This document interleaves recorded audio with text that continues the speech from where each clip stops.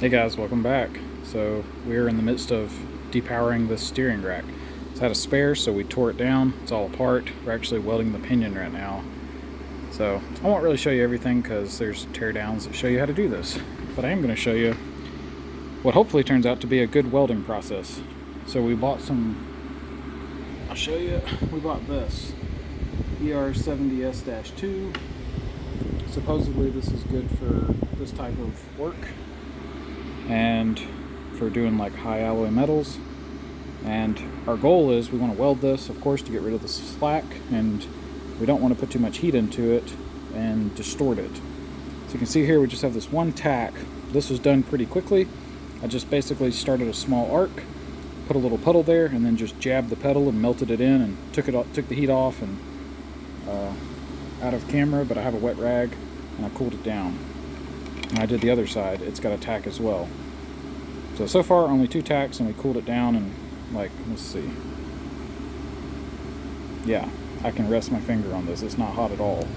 Just barely warm. So we got those 2 tacks. Now we're probably going to do the ones at 90 degrees.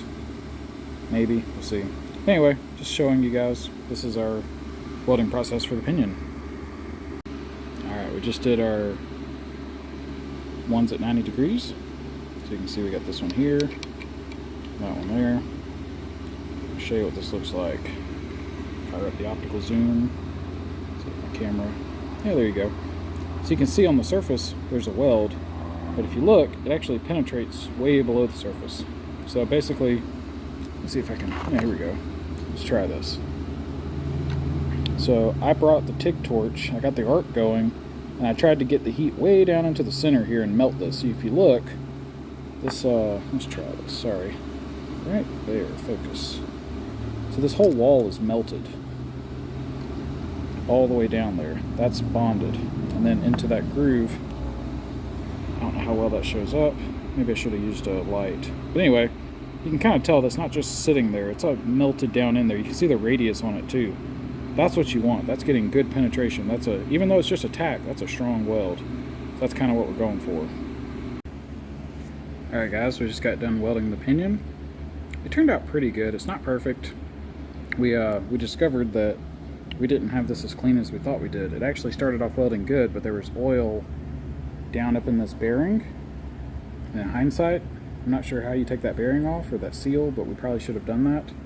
Because what happened was, as it heated up, apparently there's like, see how there's holes drilled through those keys? Apparently there's like a flow path through there, and oil was like started boiling and splattering on my weld. And so you'll see, yeah, I think that spot I had to grind it a little and redo that. And you'll see there's a little bit of porosity here and there, like that little spot. It's not perfect, but I'm very happy for, it actually did weld pretty good once I figured out that the oil was a problem. So overall, pretty good. We'll definitely do the job.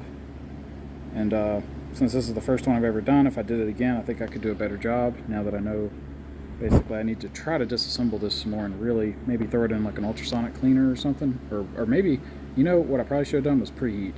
I didn't preheat, and that might have actually cooked all the oil off and have done me a favor. So, oh well. But we got it done. I'm pretty happy. Oops. I'm pretty happy with how it turned out overall. It's a solid weld. I'm not worried about this breaking. You can see we got good penetration. I'll see if I can get a little zoom in shot here.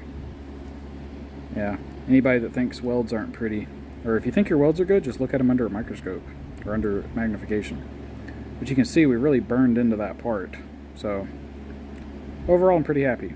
So there we go. Now we're gonna hopefully put this thing back together and have a depowered steering rack done the right way. So we're getting ready to put this back together. We've actually spent at least an hour, probably more than that, just cleaning everything. So last time we saw this, we had welded the pinion, but it was all dirty, so we can see we cleaned this, we cleaned that. Really just tried to get all the grease, dirt, oxidation. This little shaft, we got it cleaned. For an unknown reason, let's see if this shows up on film. Yeah, see that little score mark there? And there were some others on here. I sanded them off mostly. I don't know why. There was a couple scratch marks on that. Guess maybe some debris got in there and scored it. I don't know. We cleaned all that up and just kind of cleaned everything. Cleaned that little housing, cleaned some bolts. Tried to get everything ready, and now we're going to I guess just grease stuff and reassemble. Hopefully it goes smoothly. I've never done this, so we'll see. So we got this going back together. Got the steering shaft in here. There's the rack. There we go. Plenty of grease in there. There's our little pinion. This we repacked this bearing, so it's got fresh grease in it, fully packed until it's coming out the other side. It's good to go. Continue assembly. So we got the rack put back together, but it looks like we need to plug all those old holes that aren't used anymore. So we're going to take these fittings, cut the tubes off, and anyway, plug all this. We're just going to weld them shut, get that ready so that we don't have any dirt and contamination getting in the rack. But I will show you the rack. I know it probably shouldn't be laying on my car like this.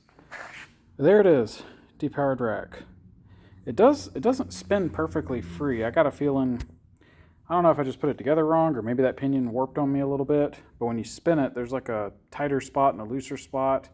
But what's weird is it doesn't happen I need to check again, but it doesn't appear to be tied to the pinion. It actually appears to be tied to the rack. So this is a used rack I just bought from a Miata vendor that parts out cars. So I'm thinking maybe this rack is actually from a wrecked car and it's just slightly tweaked. I have paid no attention to it before I took this apart to see if it had a tight spot. I didn't think to check that.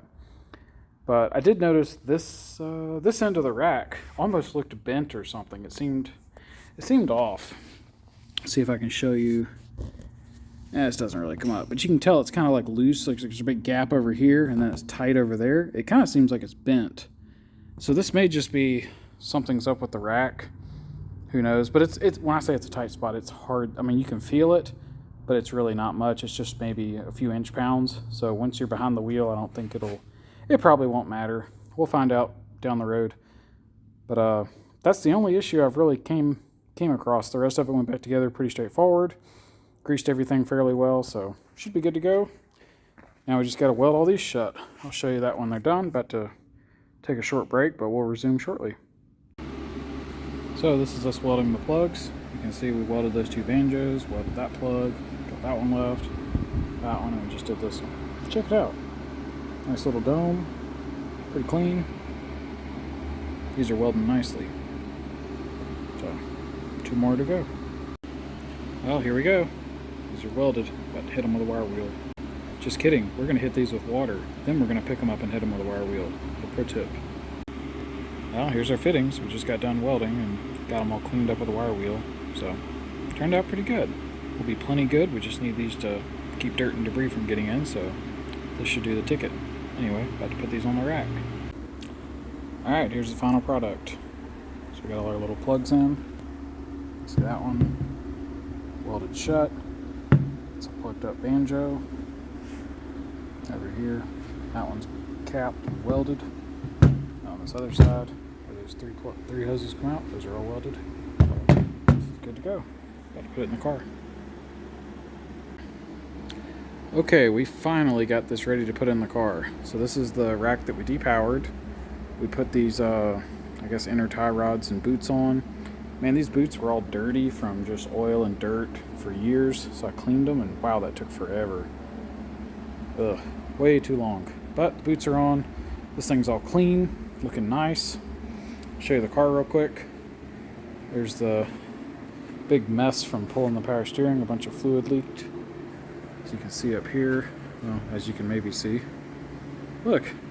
Alright, so we got the rack out of the car. It's sitting in a pile over there.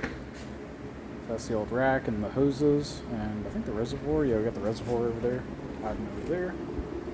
So, still got the pump on there. Need to pull that, but the rack is ready to go back in, and I think we're gonna put it in next. But actually, I need to change that AC compressor. So, I guess we may have to pause. It kind of makes sense. It doesn't make sense to put the steering rack in because one of the next things I need to do is pull that compressor. Wow, this got messy. So yeah. Even though I want to put the steering rack in next, I think our move is going to be to pull the power steering pump, pull the AC compressor, put a new compressor on, figure out how we're going to tighten a belt without a power steering pump, and put that steering rack on. So anyway, that's where we're at. Overall, pretty happy with how the steering rack turned out. Also, I measured. So I said in a little while earlier that this thing is hard to spin. So let me show you what we did. that ready. So I have an inch-pound torque wrench. So I just measured this. This socket, if you kind of push, it'll barely grab that spline. So we measured this to see how much drag we have. And it was between 10 and 12 inch-pounds. So basically almost 1 foot-pound of torque at the worst. So I don't know what the spec of that should be. I know there's got to be some because there's preload when you tighten this nut. That's what you're doing. You're putting preload on the pinion to take slack out probably. So I'm sure there's supposed to be some drag. I don't know what it is, but it's only about a foot-pound. I'm guessing that's fine. So anyway, I feel better. At least I know what it was. It's not 20, so if it feels horrible in the car, it's not because of that. Anyway, got the rack ready. We'll continue working.